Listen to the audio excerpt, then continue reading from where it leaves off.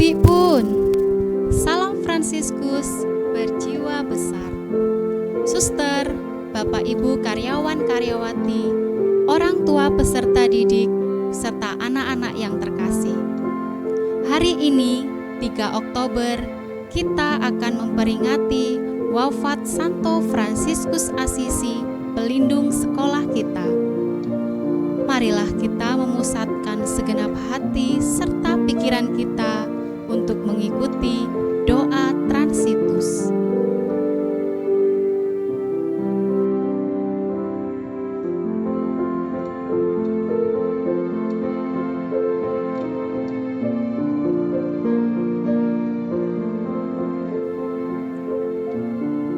Suster, Bapak Ibu, anak-anak keluarga Pransipa yang terkasih, selamat pagi. 20 tahun dari tahun 1206 sampai 1226 lamanya, Bapa kita Santo Fransiskus menyesuaikan diri secara sempurna dengan Kristus. Ia telah berjalan di lorong-lorong menuju keselamatan dan memanggul salib. Dalam perjalanan itu, Bapa kita Santo Fransiskus dengan penuh perhatian menyemangati orang lain untuk memanggul salib bersama Kristus.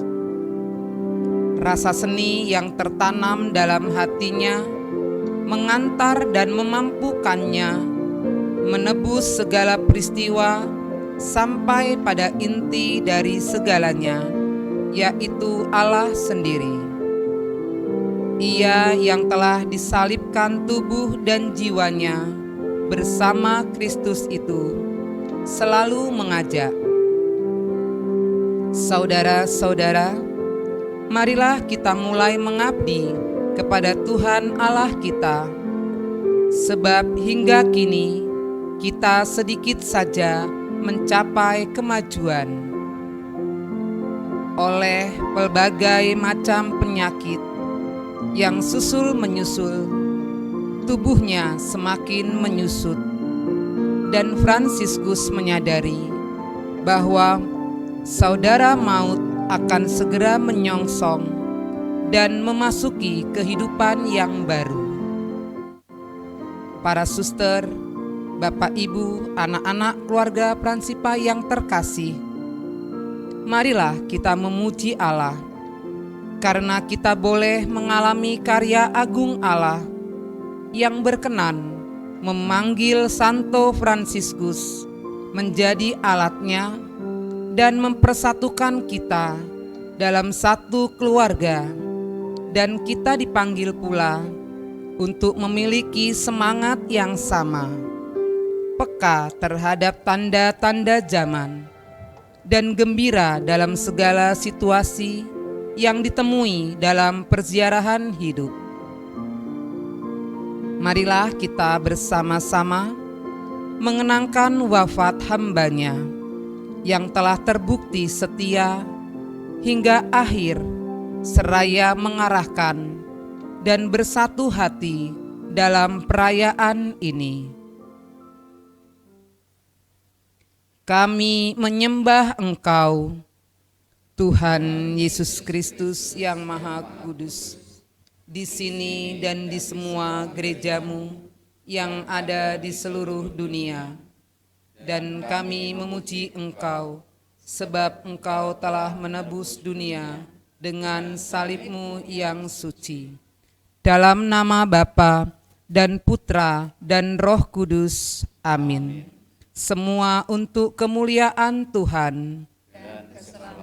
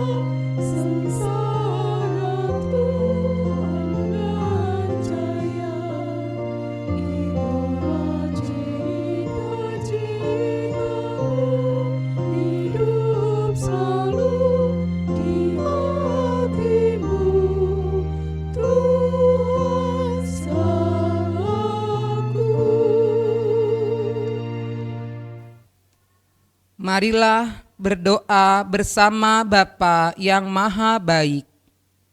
Santo Fransiskus telah mengikuti cara hidup putramu. Karena kemesraan hatinya, ia telah diubah menjadi salib yang hidup, menerima 5 luka yang telah diderita oleh putramu di kayu salib. Pandanglah kami anak-anak-mu yang berkumpul di tempat ini untuk bersyukur dan mengenangkan karya agung yang Kau anugerahkan kepada hamba-Mu, Santo Fransiskus. Semoga dengan peringatan wafat Santo Fransiskus yang kami rayakan hari ini, mengubah hati kami, dan kami Kau mampukan untuk peka melihat tanda-tanda zaman, sehingga perutusan kami dapat menyentuh umat-Mu sebagai wujud ambil bagian dalam karya keselamatan-Mu. Demi Kristus Putramu, Tuhan dan pengantara kami, kini dan sepanjang masa. Amin.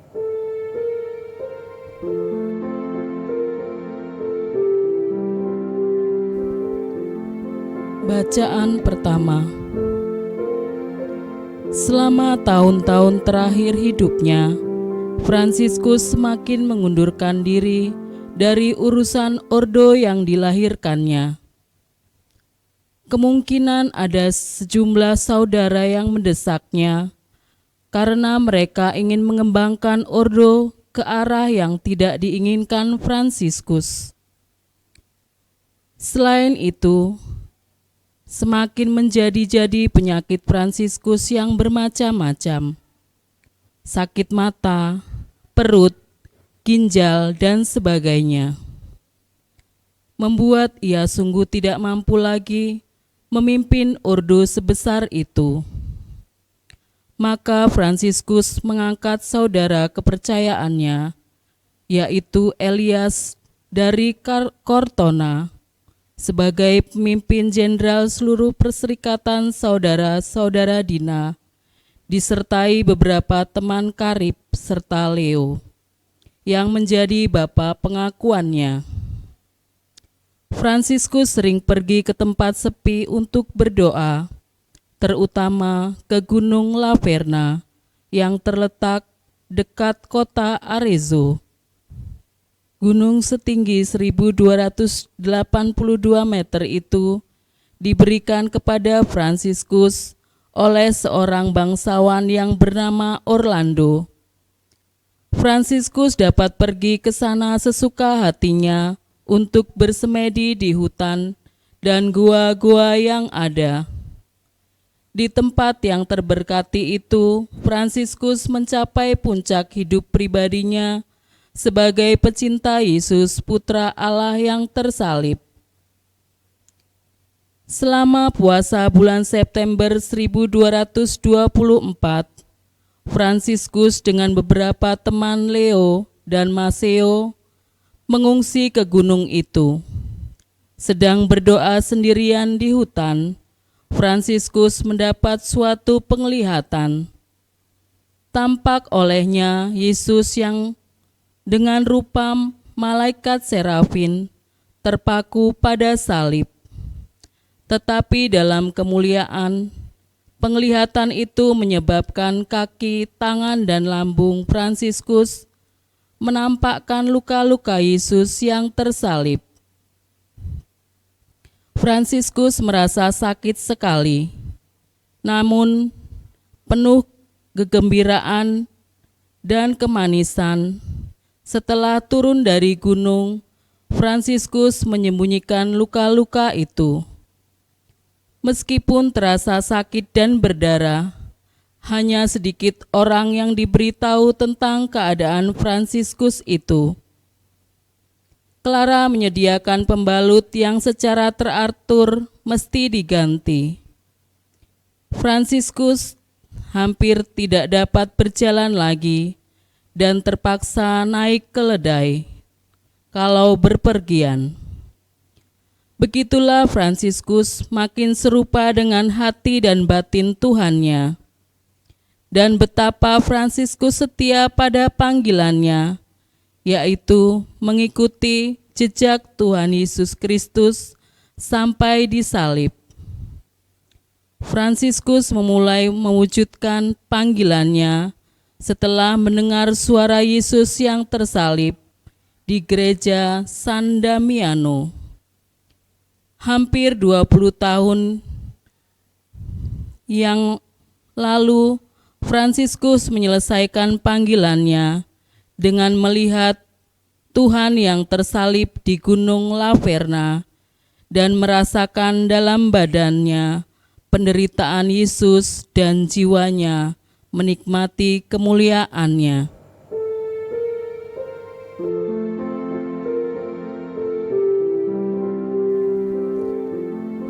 Bacaan kedua, pada tahun yang sama, yaitu 1224, Fransiskus merayakan Natal di sebuah tempat semedi yang lain, yaitu Gresio. Fransiskus memainkan kelahiran Yesus dengan gaya puitis untuk dengan mata kepala sendiri menyaksikan kemiskinan Putra Allah. Ia mengumpulkan orang sederhana dari desa-desa di sekitar Gresio itu.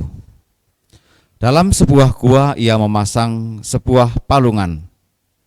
Di atas palungan itu dipersembahkan misa, dan Fransiskus sebagai diakon dengan suara terharu menyanyikan kisah Lukas mengenai kelahiran Yesus.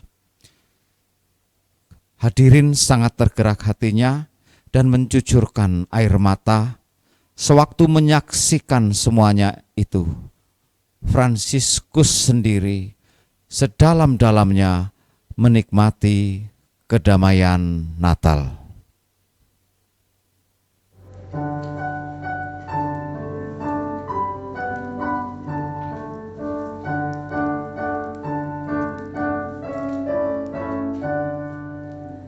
Fransiskus berdoa di depan kandang, hati damai menyambut Yesus datang. Oh betapa besar cintanya, sudi datang antara kita. Malam sunyi sepi, angin mendesir, dikala penebus dunia lahir. Oh betapa besar cintanya, sudi datang antara kita. Oh Putra Allah lahir di palungan, tubuh lemah terbelung kain lapin. Oh betapa besar cintanya, sudi datang antara kita. Kandang hewan serta para gembala menyambut Tuhan dalam kemiskinan. Oh betapa besar cintanya, sudi datang antara kita. Keagungan dan cinta kasih Bapa nampak dalam Putra yang sederhana. Oh betapa besar cintanya, sudi datang antara kita. Bacaan yang ketiga. Ketika merasa ajalnya mendekat, Fransiskus ingin kembali ke Asisi dan Portiuncula. Perjalanannya menjadi suatu arak-arakan sebab di mana-mana Fransiskus disambut oleh rakyat dengan semangat yang berkobar-kobar. Rombongan tiba di kota Siena dan penyakit Fransiskus menjadi begitu hebat sehingga perjalanannya tidak dapat dilanjutkan. Ia beristirahat di rumah uskup setempat. Kebetulan sahabatnya, Kardinal Ugolino, juga berada di Siena. Ia mengirim dokter pribadinya untuk merawat, mengobati dengan membakar pelipis Fransiskus dengan sepotong besi yang berpijar. Fransiskus menyapa besi yang berpijar itu sebagai saudara api yang murni.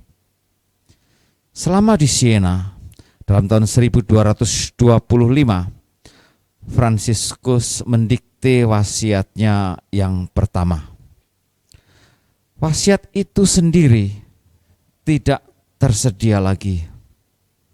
Tetapi diketahui bahwa Fransiskus mengungkapkan seluruh cita-citanya dan mengajak saudara-saudaranya saling mengasihi, selalu setia pada nona kemiskinan dan taat kepada gereja serta pemimpinnya.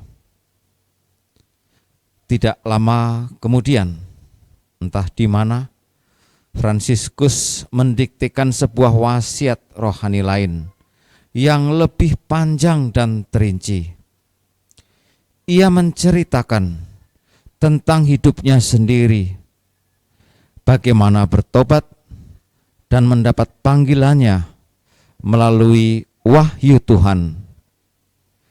Bagaimana ia mendapat saudara yang pertama dan bagaimana mula-mula mereka hidup. Ternyata Fransiskus ingin kembali kepada awal yang amat sederhana itu. Kepada semua saudara Fransiskus memberi peringatan supaya tetap setia pada anggaran dasar dan tidak mencari dalih untuk meluputkan diri dari cara hidup yang dicita-citakan Fransiskus.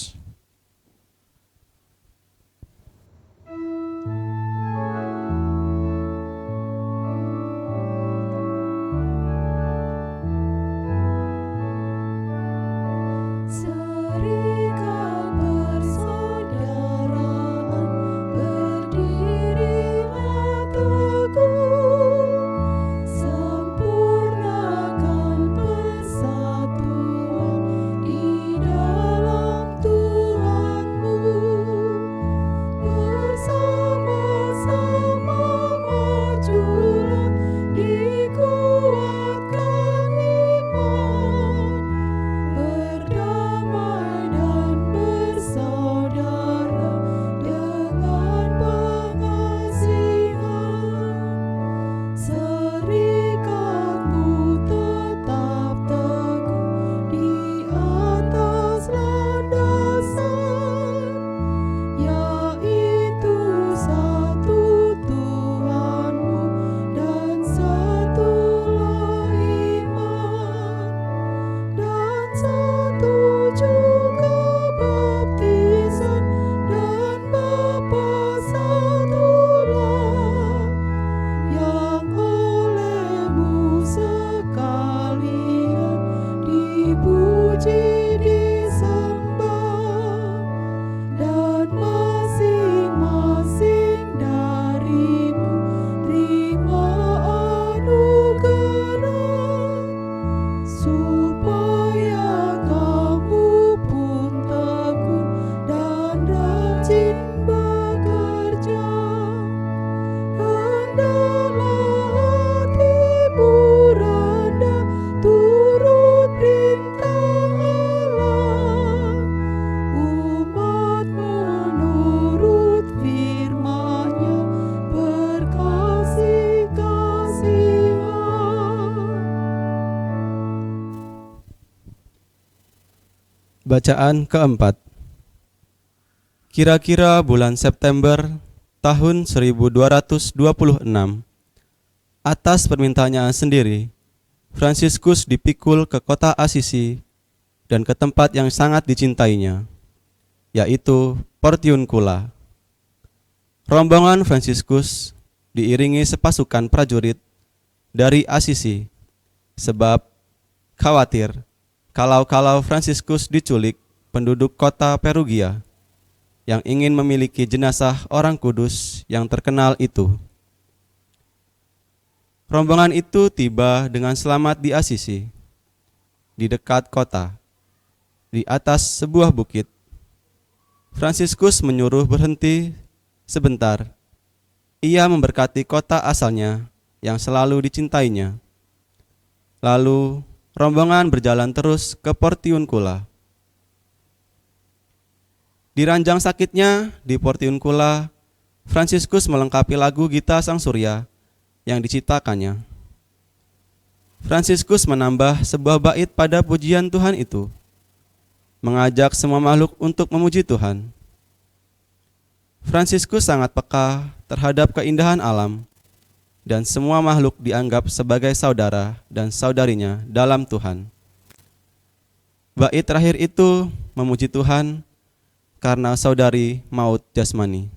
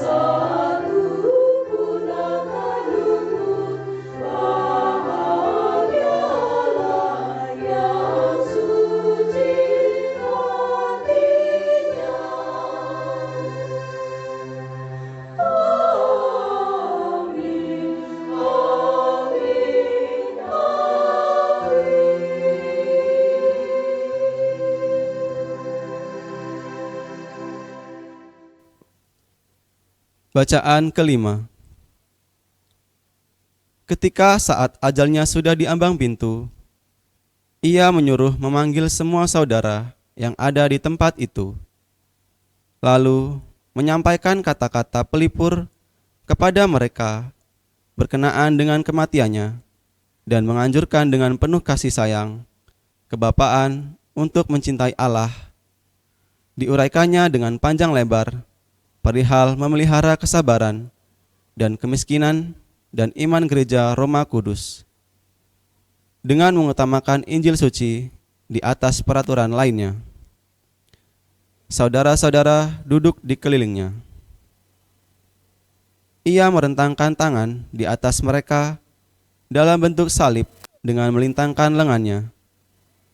Justru karena tanda ini selalu amat disayanginya. Lalu ia memberkati semua yang tersalib, saudaranya, baik yang hadir maupun yang tidak hadir.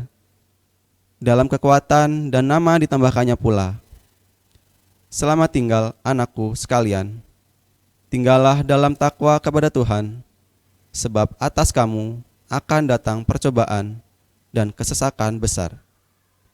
Berbahagialah yang bertahan dalam hal yang telah dimulainya. Kini aku bergegas-gegas pergi kepada Tuhan dan rahmat-Nya. Kamu sekalian kuserahkan kepada rahmat-Nya."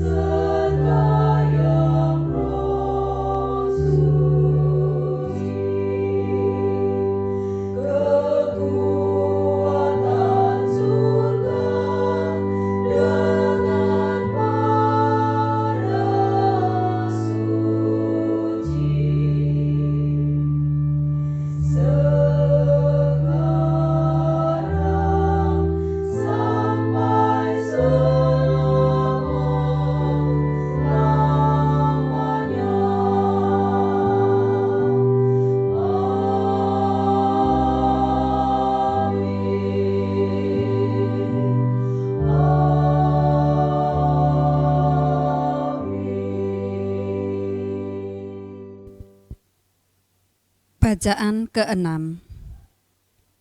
Ketika saat kematiannya mendekat, disuruhnya salah seorang saudara pergi ke Roma mencari saudara Yakoba. Disuruhnya saudara tersebut memberitahukan bahwa saat kematian Fransiskus hampir tiba, sambil berpesan agar saudara Yakoba mempersiapkan segala perlengkapan yang dibutuhkan bagi seorang yang meninggal. Belum lagi saudara Yakoba itu berangkat, terdengarlah di luar keributan dengan kaki kuda. Ketika pintu dibuka, nampaklah rombongan saudara Yakoba, kedua anaknya, dan beberapa pengiringnya. Fransiskus mengizinkan saudara Yakoba dan kedua anaknya masuk ke kamar dan mendekatinya. Kemudian saudara Yakoba menceritakan apa yang terjadi. Ketika ia sedang berdoa, terdengarlah suara dalam hati yang mengatakan bahwa saat kematian Fransiskus hampir tiba, dan supaya dia mempersiapkan segala sesuatu yang dibutuhkan seorang yang akan meninggal. Dan apabila dia masih ingin melihat Bapa pembimbingnya, segeralah pergi ke Asisi. Maka ia pun datang dengan segala yang diperlukannya. Dia pun sangat bergembira dan bersyukur bahwa masih sempat bertemu dengan Fransiskus sebelum wafatnya. Fransiskus menganjurkan agar para pengiring itu kembali ke Roma, sedang saudara Yakoba sendiri dan kedua anaknya masih tinggal di situ sampai dengan hari Minggu berikutnya. Sebab Fransiskus akan meninggal di hari Sabtu sebelumnya. Dan memang demikianlah terjadi. Sementara di biara San Damiano, Clara dan para susternya selalu berjaga-jaga dalam doa. Mereka sangat sedih bahwa segera akan ditinggalkan bapaknya. Atas kesedihan mereka itu, Fransiskus menyampaikan kata-kata penghibur, nasihat, dan berkatnya bagi Clara dan putri-putrinya. Surat itu tertulis sebagai berikut. Aku, saudara Fransiskus yang hina ini, akan mengikuti hidup dan kematian Tuhan kita Yesus Kristus yang Maha Tinggi, serta ibunya yang tersuci, dan bertekun di dalamnya hingga akhir. Dan aku minta kepada kalian para putriku, dan memberikan nasihat kepada kalian, supaya senantiasa hidup di dalam cara hidup dan kemiskinan yang amat suci itu. Dan jagalah sungguh-sungguh, agar selamanya jangan sampai kalian menyimpang sedikit pun daripadanya, karena ajaran atau nasihat siapapun juga. Salah seorang saudara harus mengantarkan surat tersebut ke San Damiano. Setelah segalanya selesai, saat sudah di ambang pintu, sedemikian cintanya kepada Kristus terdorong untuk mencontohnya. Fransiskus minta supaya dibaringkan di lantai. Dia mau mati miskin seperti Kristus yang tak memiliki sesuatu pun.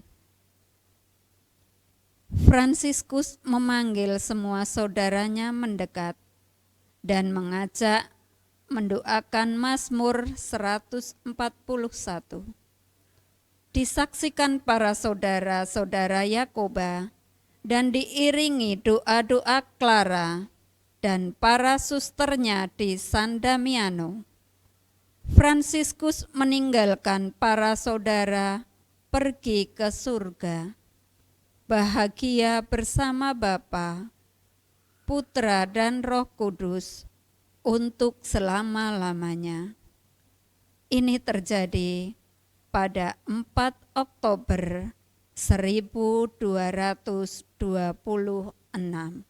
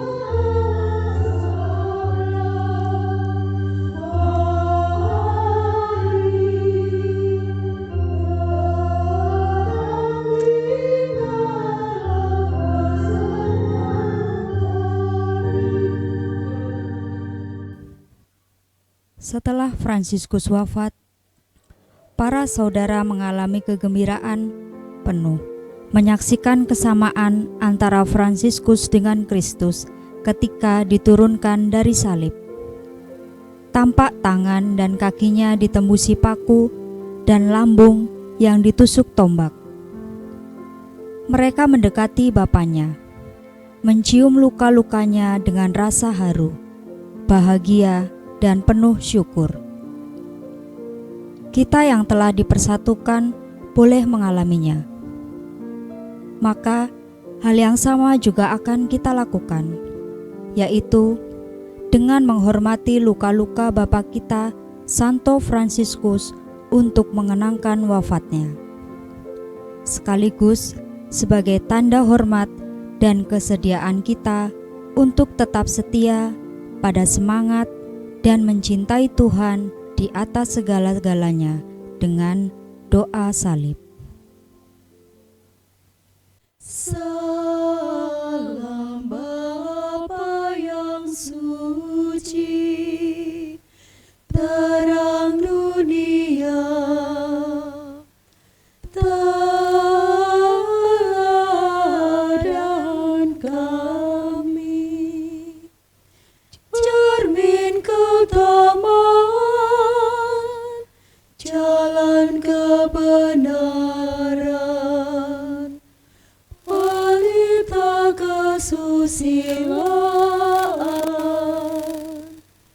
Pada saat ajalku, pimpinlah kami masuk dalam kerajaan surgawi.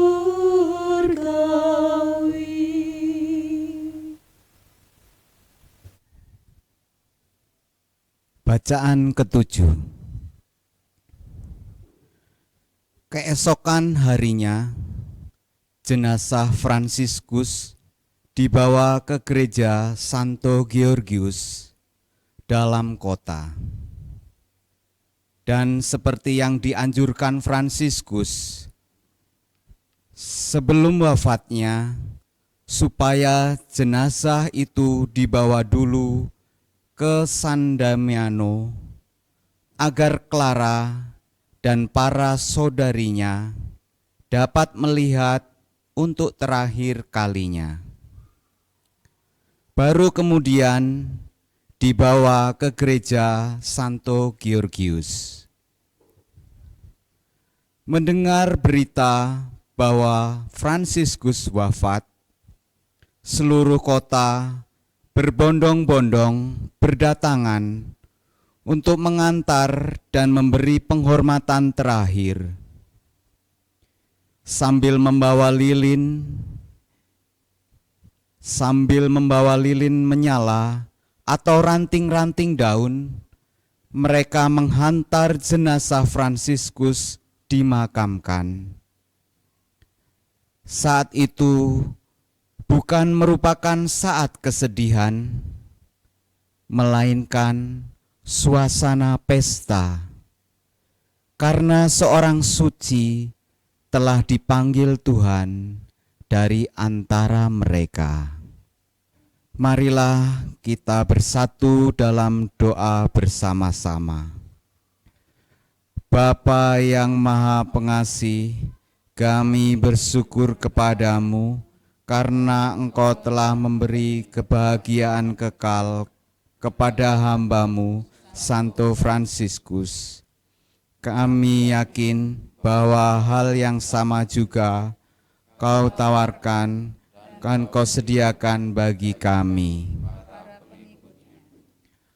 Anugerahkanlah rahmat kesetiaan dan kepekaan kepada kami, agar kami dapat menghadapi tantangan, tawaran, dan situasi dunia sebagai jalan menuju kebahagiaan kekal. Berkatilah segala usaha dan tugas perutusan yang kami emban dalam pesiaran hidup kami. Semoga semangat kegembiraan karena cinta kasih kepadamu selalu menyertai dan menjiwai kami dalam mengikuti jejak putramu, Yesus Kristus junjungan kami, yang hidup dan meraja sepanjang. Amin. Dalam nama Bapa dan Putra dan Roh Kudus. Amin. Terpujilah Yesus Kristus, sekarang dan selama-lamanya.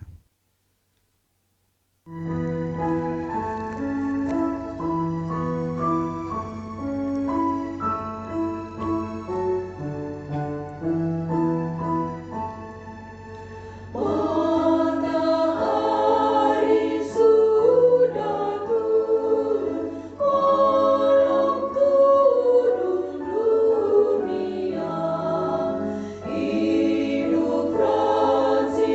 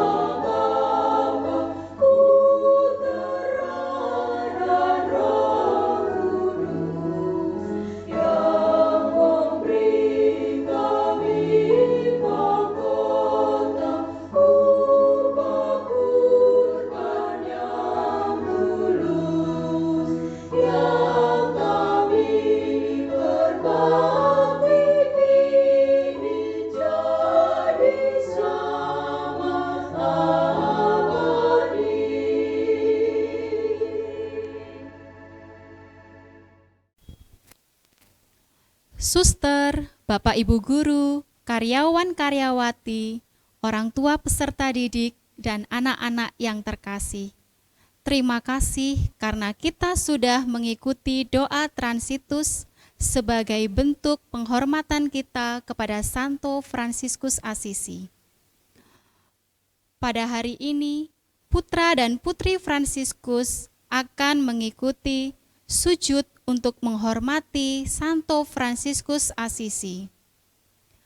Sujud tersebut akan dimulai dari kelas 1 sampai kelas 6.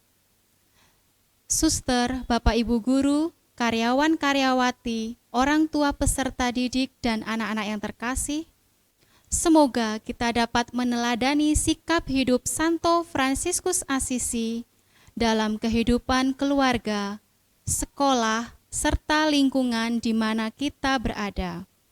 Santo Fransiskus Assisi, doakanlah kami.